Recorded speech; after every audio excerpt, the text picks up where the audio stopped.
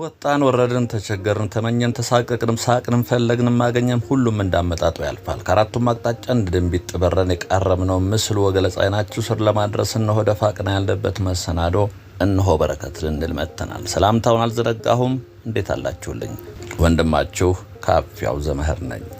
ቪዲዮውን ከመጀመራችሁ በፊት ላይክ አድርጋችሁ እንድትጀምሩ አበረታታለሁኝ። ለቪዲዮ ለቻናሉ አዲስ የሆናችሁ ደግሞ ሰብስክራይብ በተኗን ተጫኗት።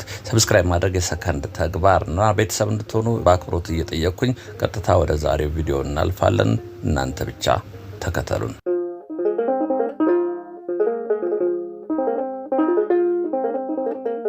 ልወዞዞ በግሬ ወኬንድ ቶክ ነው እዚህ ተገኝተናል። እንግዲህ በትናንትናው ቪዲዮ ኢድና ሞላ አካባቢ ተነስተን እንግዲህ አዲሱ መንገድ እየተሰራ ያለውን አሳይተናችኋል።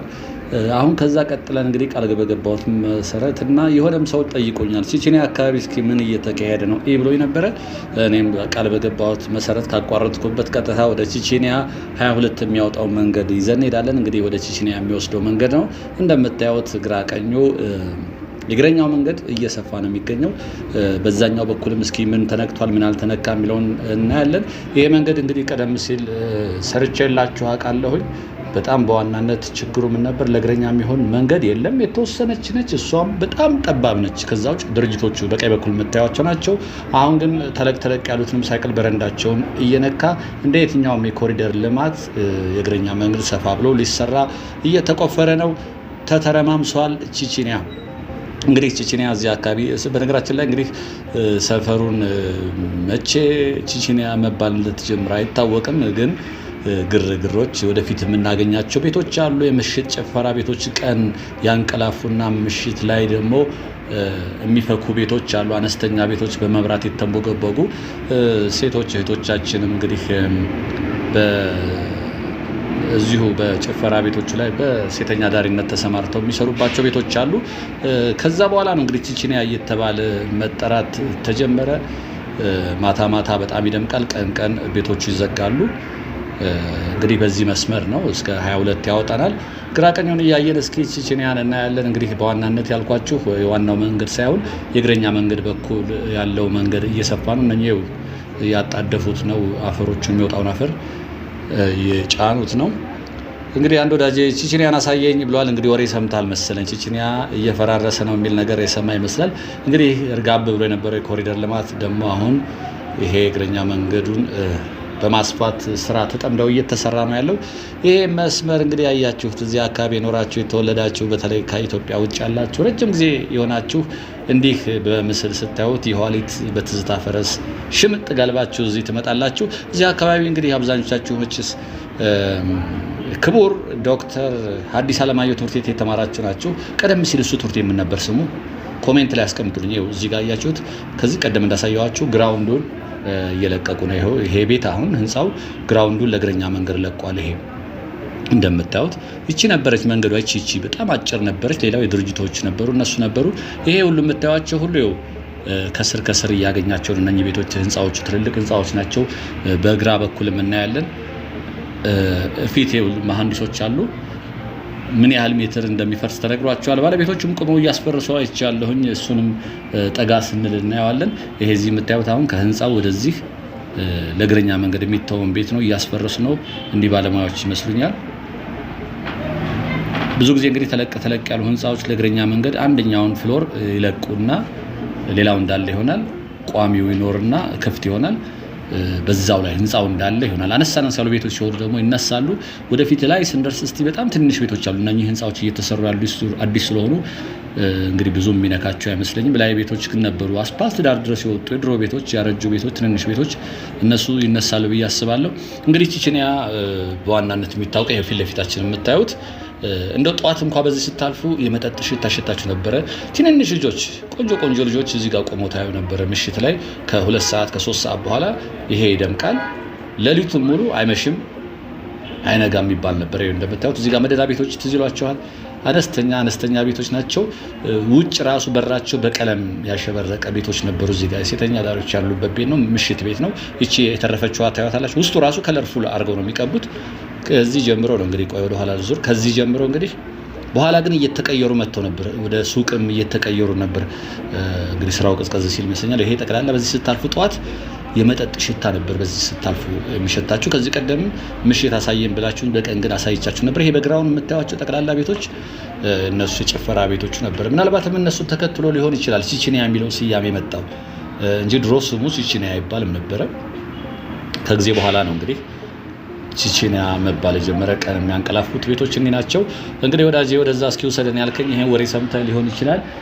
እየፈራረሰች ነው ቺቺኒያ፣ ትርምስምስ ብሏል እንደምታዩት። በላይ በኩልም እስኪ ምን እየተሰራ ነው፣ ምን ተነክቷል የሚል ነገር ነው። ይሄ ህንጻ አዲስ ህንጻ ነው። እንግዲህ ግራውንዱን ይለቃል ብዬ ነው የማስበው። እንደምታዩት እግረኛ መንገዱ ያገኘዋል፣ ግራውንዱን ይለቃል። አስፓልቱ ብዙም ጠባብ የሚባል አይደለም እንደምታዩት፣ ግን የእግረኛ መንገድ አስፓልቱ ውስጥ ገብተው ይሄዱ ስለነበር የእግረኛው ጠባብ ስለነበረ የእግረኛ መንገድ ከተሰራ አስፓልቱ ለተሽከርካሪዎች ብዙ የሚያስቸግር አይመስለኝም።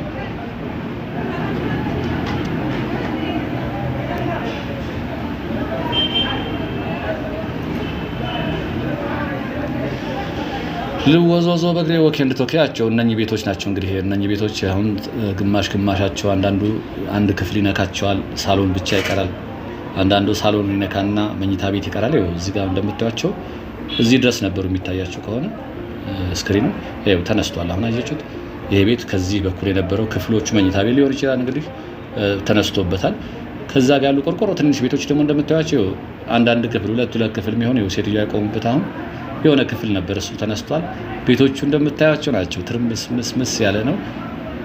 በትልቅ ህንፃዎች መሀል ላይ ያሉ ናቸው። ወደ ኋላም መኖሪያ ቤቶች አሉ። በነገራችን ላይ ግን ይሄ እግረኛው መንገድ ብቻ መስለኛል የሚነካው።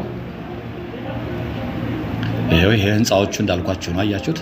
ግራውንዱን ይለቃሉ። ለእግረኛ መንገድ ይጠቀሙበት ነበር ግራውንዱ። አሁን ህንፃው መፍረስ ስለማይችል ግራውንዱን ለፐብሊክ ለሰዎች መረማመጃ መተላለፊያ ይለቃሉ። ትልቅ ህንፃዎች እንደዚህ ነው። ከተማ ውስጥ እስከዛሬ ሲሰራ እንዳሳየኋችሁ ትልልቅ ህንፃዎች ያፈርሱ፣ ማነሳ ያሉ ቤቶች ካሉ ይነካቸዋል።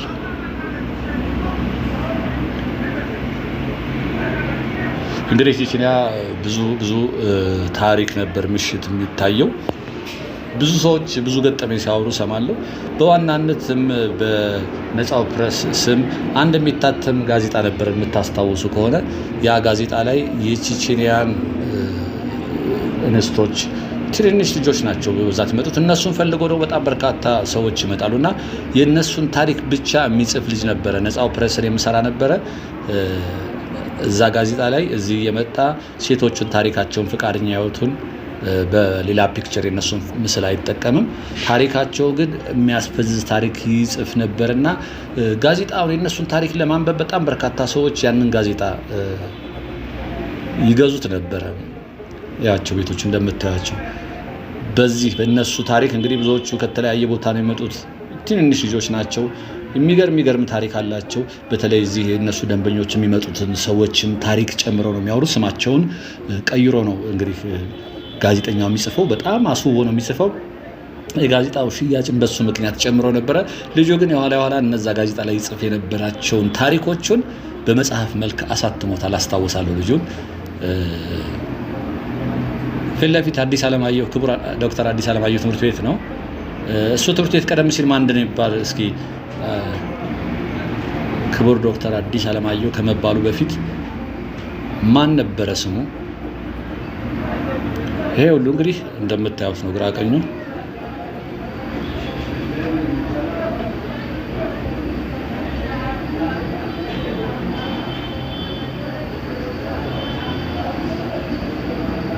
ሰሞኑን እንደውም ተሳክቶልኝ አንድም ተመልካች ይሁን እስኪ ከቻልክ ብለው በጨዋ ደንብ ይጠይቁኛል። እባክህ ሲመችህ ከቻልክ እስኪ ብላችሁኛና ሰሞኑን አብዛኞቹ የሰራኋቸው አንድም ይሁን በርከት ያሉ ተመልካቾችም ይሁኑ እስኪ ከቻልክ ያሉኝን ቦታዎች እያየሁ ነው። አሁን ኤድናሞል ትናንት የለጠፍኩላችሁን ቪዲዮም መንገዱ ምን እንደደረሰ አሳየ ብሎ የነበረ ይሄንንም አሁንም ማሳያችሁንም ቺቺኒያ እስኪ ሂድ ያለ ሰው እንግዲህ ይሄን ነገር ወሬ ሰምቷል ማለት ነው።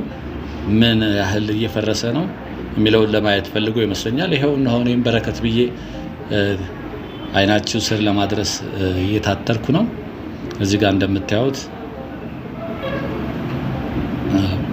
ቀደም ሲል እንግዲህ የምታስታውሱት ትኖራላችሁ እንደ ማህራው አይነት ነገር ነበር የእግረኛ መንገዶቹ።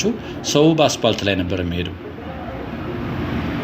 ይሄው ትምህርት ቤቱ ነው፣ በዶክተር አዲስ አለማየሁ የተሰየመው ትምህርት ቤት ይሄ ነው። እንደዛ አይነት መንገዶች ስለነበሩ አሁን ይሄ እግረኛ መንገድ ተሰራ ማለት ደግሞ ሰዎች አስፓልት ውስጥ አይገቡም። በቃ በቂ እግረኛ መንገድ ካለ እኮ ያስታውቃቸዋል። እንቅስቃሴው የትራፊክ እንቅስቃሴው ያስታውቃቸዋል። እንደዚህ ሲታዩ አንዳንድ ቦታዎች ግን የእግረኛ መንገዱ በጣም ጠባብ ምቹ ያልሆነ ሲሆን እኛም የት ነው የምንሄደው? ይልካውን ይዤ የሚሄደው መንገድ ይዘን ስለምንሄድ ጃሙም እንደዚሁ ይጣበባል። የትራፊክ እንቅስቃሴው እንደዚሁ ይቸገራል።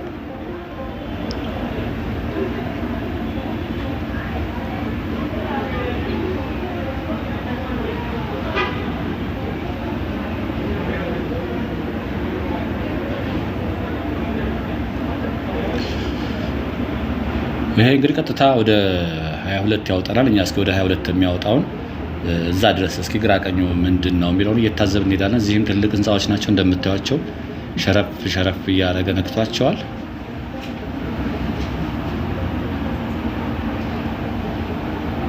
እዚህ እንግዲህ ባለቤቶቹም እዚሁ ቆመው እያስፈረሱ ነው።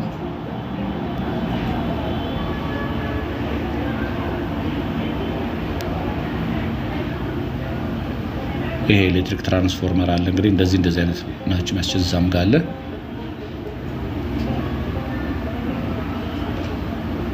እዚህ ጋር እንግዲህ በዛ በኩል ካላለፍን በፍጥነት ነው ያያቸው። ይሄ ለትራፊክ እንቅስቃሴው ሳይዘጋ የሚሰራ ይመስለኛል። ምክንያቱም የእግረኛ መንገድ ብቻ ስለሆነ እንደዚህ አፈሩን እስኪያወጡ ድረስ ብቻ ነው የሚቸገሩት።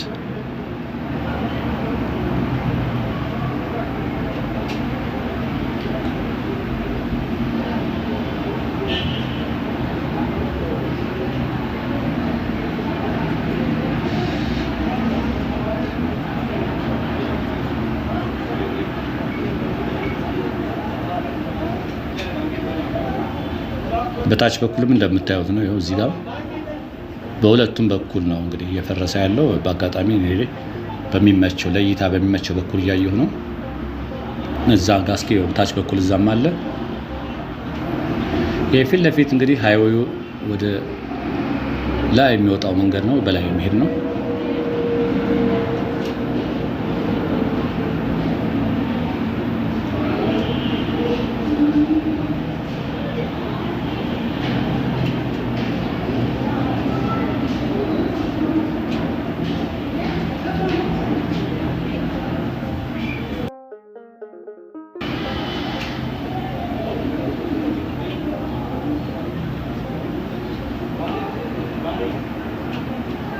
ቀደም ሲልም እንግዲህ የእግረኛ መንገድ ይኖር እንጂ ሰውን ልክ እንደዚህ ነበር የሚታዩት። እኔ እንደሚሄደው ከዛ እንደሚመጡት ምቹ አልነበረች። አነስ ያለች ነች። እሷም ምቹ አልነበረች። የፈራረሰ አንዳንዱ ቦታ ላይ ኮብልስቶን የሚመስል የፈረሰ አስፓልት እንደዛ አይነት ነገር ነበረ። እዚህ ጋር ነው እንደምታዩት። በታች በኩልም ያው እነኚህም ቤቶቹንም በተወሰነ ነክቷቸዋል። እዛ ጋር ህንፃውም ከስር በረንዳው አካባቢ እንትን እያሉት ነው፣ እያፈረሱ ነው።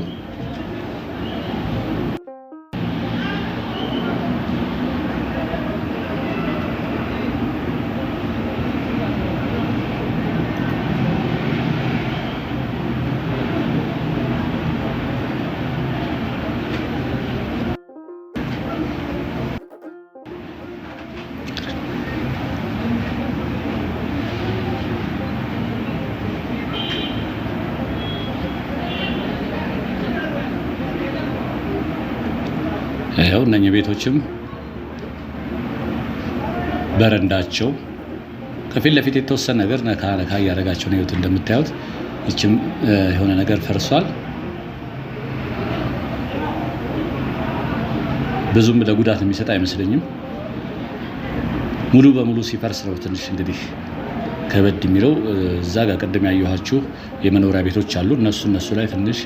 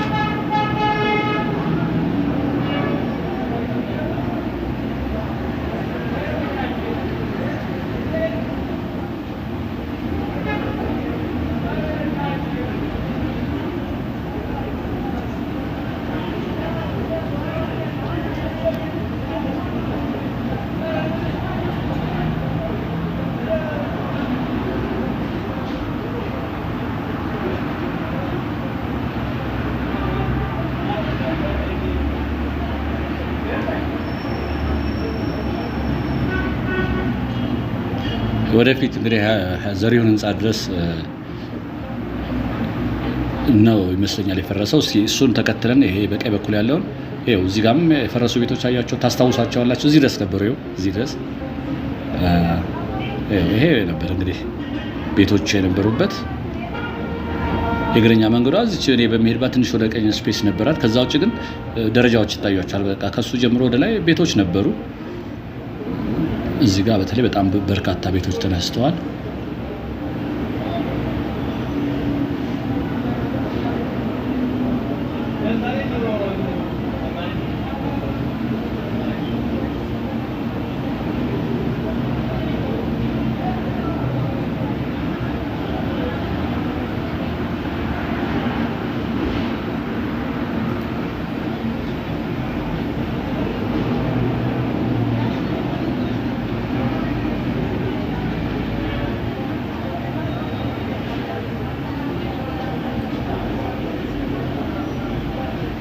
ይሄ እንግዲህ ፊት ለፊት ዘሪሁን ህንፃ የነበረበት ነው።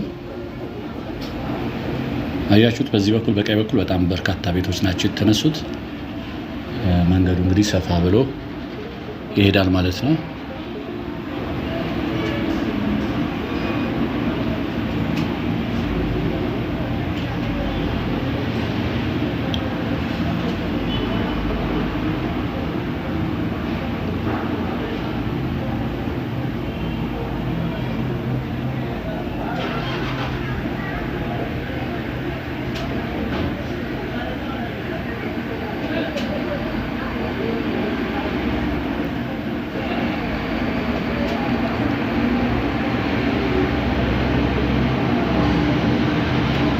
እንግዲህ ዛሬም ቼቼንያን እስኪ አለኝ ተመልካች ነበረ። እነሆ ተሳክቶልኝ ሀሳቡን ወደ ራሴ እንዲጋባብኝ አድርጌ የሰራሁላችሁ ቪዲዮ ይህን ይመስል ነበረ።